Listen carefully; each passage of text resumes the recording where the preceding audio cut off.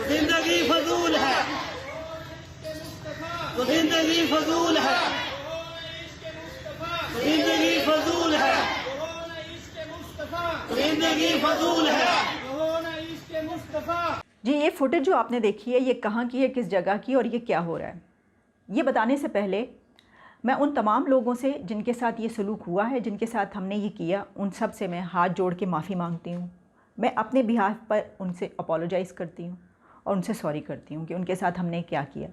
ये जो हमने उनके साथ किया है ये सिर्फ़ शर्म का मुकाम नहीं है, ये शर्म से डूब मरने का मुकाम है।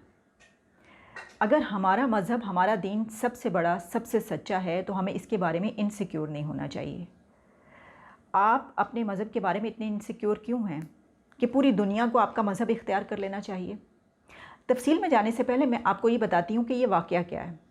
ये वाक़या ये है कि पाकिस्तान का शहर लाहौर, उसके बीचों बीच एक हॉस्पिटल है और उस हॉस्पिटल के अंदर एक चर्च है।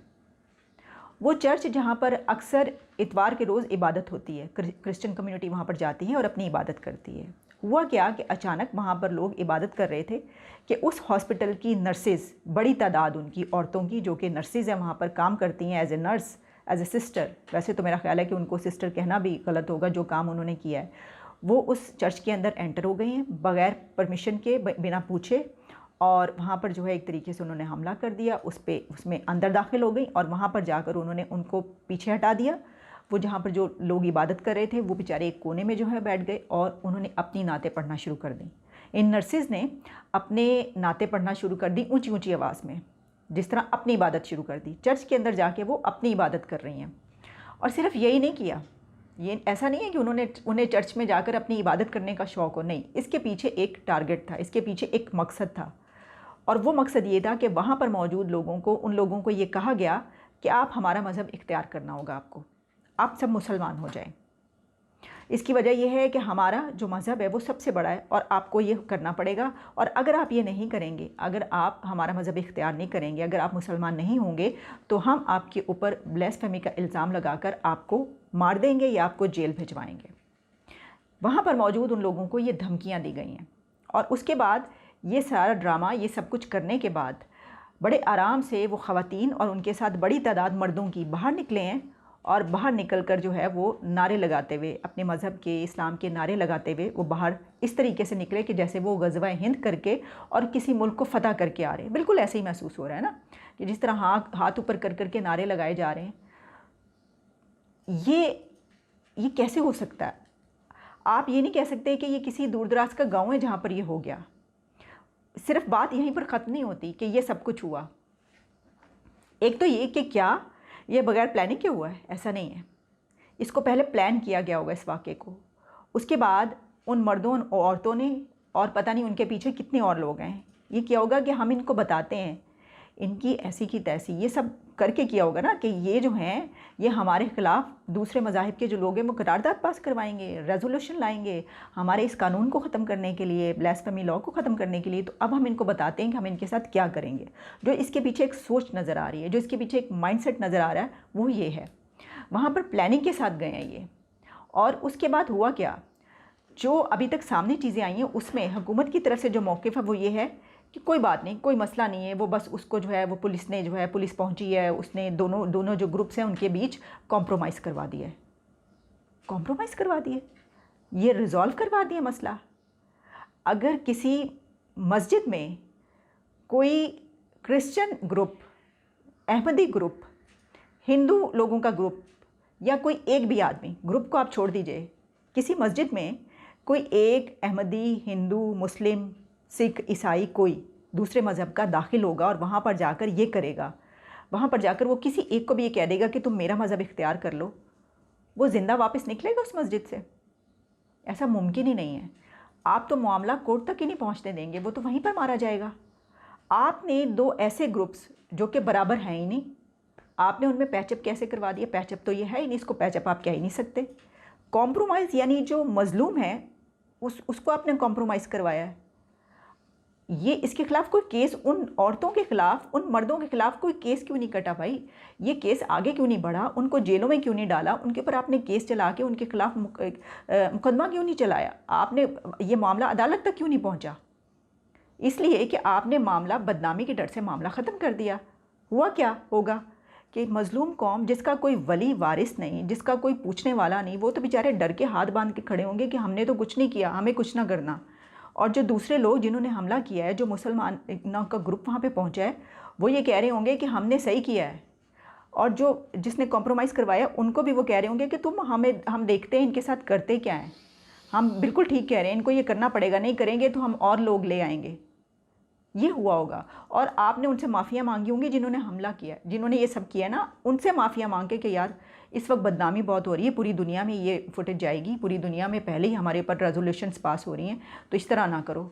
इस तरीके से आपने ये करवाया और आपने एक मज़लूम के साथ आप ये इंसाफ देंगे। आपका मज़हब, आपका इस्लाम आपको ये सिखाता है कि अगर कोई ऐसा वाक़या हो जाए और किसी की जो इबादत गाह है उसके ऊपर अगर हमला हो और उसके बाद आप ऐसा करें कि दोनों के बीच कंप्रोमाइज़ करवा दें, सज़ा देने की ज़रूरत नहीं है, क्योंकि जिसने ये काम किया है वो मुसलमान है, इसलिए सज़ा नहीं दी जा सकती।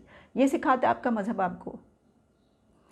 ये जिस तरह मैंने कहा कि बहुत ही अफसोस की बात है, और ये कोई पहला तो मौका है ही नहीं, ये पहला मौका नहीं है। देखिए इसके पीछे जो माइंडसेट है वो ये है कि अच्छा ये रेजोल्यूशन आई हमारे ख़िलाफ़, अब देखो हम क्या करते हैं, हम दिखाते हैं इनको कि हम हैं क्या। अगर आप, मुझे ये समझ में नहीं आती कि जो मदरसों में लोग पढ़ाते हैं बच्चों को, अभी तक आपको समझ नहीं आई कि वो बच्चे जब बड़े होते हैं तो उनका माइंडसेट ही होता है। आप तो उनको कहते हैं कि आप दुनिया की सबसे अच्छी कौम है, आपका मज़हब दुनिया का सबसे सच्चा मज़हब है, और इसके अलावा बाकी सब झूठे हैं, बाकी सब इस लायक ही नहीं है कि वो ज़िंदा रहें, वो इस दुनिया में रहें। और इस वजह से जो क्या होता है, इस वजह से ये होता है कि आपके जो बच्चे बड़े होकर उनका वही माइंडसेट होता है, वो तो कहते हैं कि हम मार देंगे दूसरों को। अब इसका मतलब है कि फ़्रांस की जो रेजोल्यूशन है उसके बाद पाकिस्तान में ये इसमें ज़्यादा शिद्दत आएगी। और आप जो कह रहे थे, जिस तरह मैंने ये अपना जो पिछला वीलॉग था मैंने उसमें क्या कहा था, मैंने उसमें कहा था, बताया था कि जी उलमा कौंसिल के लोग चेयरमैन जो हैं वो भी यही कह रहे हैं, हुकूमत की तरफ से भी ये आ रहा है कि शिद्दत पसंदी में तो कमी आई है। ये शिद्दत पसंदी में कमी आई है, इसको छुपाने की कोशिश क्यों कर रहे हैं? इसलिए कि इस वक्त हमारे खिलाफ पूरी दुनिया में ये चीज़ें चल रही हैं, और वो जब ये उन तक बात पहुँचेगी तो वो ये कहेंगे कि देखिए हम तो सच कह रहे हैं। शिद्दत पसंदी में ये कमी आई है कि आपके इतने बड़े शहर में दिन दहाड़े ये हो रहा है, और इतना बड़ा ग्रुप, कोई एक का मामला नहीं है ये। और जिस तरह मैंने कहा कि ये पहली दफ़ा तो नहीं हुआ। देखिए दूसरे मुल्कों का, आप इतने इनसिक्योर है अपने मज़हब के बारे में, अब आप देखिए कि दूसरे मुल्कों के लोग जो हैं, दूसरे मज़ाहिब के लोग, वो बिल्कुल भी इनसिक्योर नहीं है अपने मज़हब के बारे में। बहुत सारी कंट्रीज़ ऐसे हैं, यूरोप में, अमेरिका में, इंग्लैंड, इस तरह की तमाम कंट्रीज़ में कई मरतबा ऐसा हुआ है कि अगर कोई ऐसी कुदरती आफत, कोई नेचुरल डिज़ास्टर आता है, कुछ ऐसा होता है, सैलाब आता है, तूफ़ान आता है, कैटरीना आया, इसमें इतने वाक़यात ऐसे हैं कि उन लोगों ने अपने चर्चेस के दरवाज़े खोल दिए, उन्होंने पूरे फ्लोर के फ्लोर मुसलमानों को दे दिए कि यहाँ पर आ जाएँ, आप यहाँ पर रहें आकर। उनको तो परवाह नहीं है, उनको ये डर नहीं है कि उनके मज़हब पे जो है वो लोग कम हो जाएंगे, उनका मज़हब भूल जाएंगे लोग, ओहो ये क्या हो रहा है, हमने तो बढ़ाना है अपने लोगों को। उनमें ऐसी इनसिक्योरिटी क्यों नहीं है? क्या वो ये समझते हैं कि नहीं हमारा मज़हब सबसे सच्चा है और उनका झूठा है, इसलिए वो ऐसा करते हैं? ऐसा तो नहीं है ना। आप दूसरे लोगों की जो मेल जोल है, जो रहन सहन है, और जो कुछ वो दूसरों के साथ सलूक करते हैं, आप उसको देखें, और आप अपने आप को बीइंग मुस्लिम कहते हैं कि हमसे अच्छा कोई नहीं है, हमारा जो सलूक लोगों के साथ होता है, अब इतने रहमदिल होते हैं, आप अपना सलूक जो है वो लोगों के साथ देख लीजिए, फ़र्क जान लीजिए। किसी दूसरे मुल्क में ऐसा कोई वाक़या होता है तो हम फ़ौरन उसको उठाते हैं, हम तो उसको यूँ सोशल मीडिया पे उठाते हैं कि देखिए यहाँ पे जो है ना, ये देखिए इस मंदिर में ये किया गया है, इस मस्जिद में लोगों के साथ ये हुआ है, ये जो है ये इंडिया में ये गाय के ऊपर जो है ये हुआ है, गोश्त खाते हुए जो है ये लोगों को इस तरह मारा गया है। हमारे अपने मुल्क में अगर कुछ होगा तो हम उसको छुपा लेंगे, हम कंप्रोमाइज़ करवा देंगे, हम मज़लूम और जालिम के बीच कंप्रोमाइज़ करवाएंगे। ये पहला वाक़या होगा दुनिया का अनोखा कि मज़लूम और जालिम के बीच आप कंप्रोमाइज़ करवा रहे हैं, आप पैचअप करवा रहे हैं, जिसका कोई सवाल ही पैदा नहीं होता। जिस तरह मैंने कहा कि अगर ये वाइस वर्सा होता और मुसलमान की किसी मस्जिद में ऐसा हुआ होता तो उस वक्त क्या होता, आप इमेजिन कर सकते हैं कि क्या होता। जिस तरह मैंने कहा ये पहली बात तो है नहीं, पाकिस्तान तो ऐसे वाक़यात से भरा पड़ा है। देखिए अगर हम सिर्फ कुछ सालों के, जैसे मैंने पहले भी इस पे बात की है, हम सिर्फ 2017 तक का अगर मामला ले लें तो कहा जा रहा है कि 100 के करीब जो लोग हैं उनके साथ ये हो चुका है। इसमें बड़े बड़े नाम, पंजाब के गवर्नर सलमान तासीर, राशिद रहमान, इसके अलावा जो है और कितने लोग जो हैं, शहबाज भट्टी, यानी जो एक प्रोमिनेंट पर्सनैलिटी है, उनके साथ ये हो चुका। एक शख्स थे अब्दुल कादिर अहमदी, उनको अकीदे की वजह से उनके मार दिया गया था पेशावर में।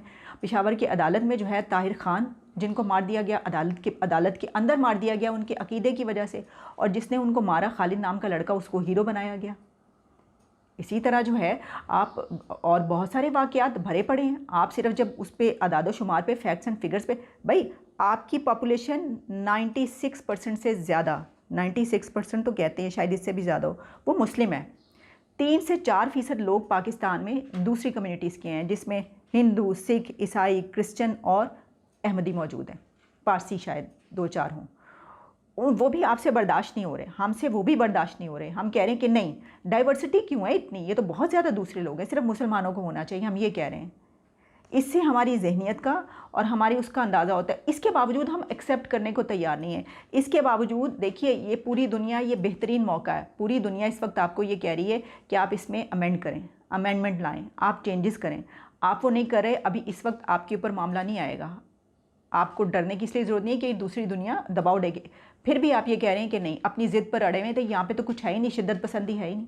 एक रिपोर्ट सिर्फ जो मेरे सामने, उसमें 1987 से लेकर 2017 तक अगर हम देखें तो तकरीबन 2000 के लगभग लोग जो हैं उनके ऊपर, ये 1500-2000 के करीब लोगों के ऊपर तौहीन मज़हब के मुकदमात दर्ज हो चुके हैं, जिनमें बड़ी तादाद अहमदीज़ की है, इसके अलावा क्रिश्चियंस की है, हिंदुओं की है और मुसलमानों की भी है, क्योंकि दुश्मनी में भी किया जाता है ना। ये सबसे ज़्यादा जो इसको इस्तेमाल किया जाता है, इस लॉ को गलत इस्तेमाल ये है कि दुश्मनी में एक दूसरे को जो है निकाली जाती है। सिर्फ पंजाब में कोई 1200 के करीब केसेस हैं इसके, सबसे ज़्यादा। उसके बाद सिंध में है, फिर पेशावर में है, फिर बलोचिस्तान में, फिर कश्मीर में, गिलगित यानी हर जगह, कोई जगह ऐसी नहीं है जहाँ पर इसके केसेस रिपोर्ट ना हुए हों, और पंजाब में सबसे ज़्यादा हैं। जिन लोगों को सिर्फ अदालत, मावराए अदालत जो होते हैं, जो मार दिया जाता है, उसमें भी कोई 23 के करीब क्रिश्चियंस हैं, 9 के करीब अहमदी शामिल हैं उसमें। इसके अलावा जो है, और मैं आपको बताना शुरू करूं तो पूरी एक लंबी डिटेल है इसकी। तो कहा जाता है कि तकरीबन 30 ईयर्स में कोई 80 to 100 लोग जो हैं इसमें मारे गए हैं। अगर सिर्फ आप मारे जाने की बात करें, 80 से 100 के करीब इसमें मारे गए हैं। ये अभी वो हैं जो रिपोर्ट हुए हैं, जिनका पता चला है। जो रिपोर्ट ही नहीं होते, जिनका पता ही नहीं चलता, उनकी तो बात ही अलग है। और ये मामला ये देखने के लिए, ये मेरा ख्याल है सबको मिलकर इस पर डिमांड करनी चाहिए कि वो तमाम औरतें, उन पर केस चलना चाहिए, उनको जो है आप जेलों में डालना चाहिए और उनको इस तरह नहीं छोड़ना चाहिए, क्योंकि फिर बाकियों को भी शय मिलती है ना। देखिए, उन्होंने ये करने के बाद अपने घरों में जाकर खूब, वो तो उन्होंने नारे लगाए होंगे, अपनी कम्युनिटी में बताया होगा, जितने भी लोग होंगे उनको बताया होगा कि देखो हमने इनके साथ क्या किया, और इनकी मजाल है कि हमारे पर कोई वो कर सकें, ये तो हमारे पर बिल्कुल कुछ नहीं कर सकते।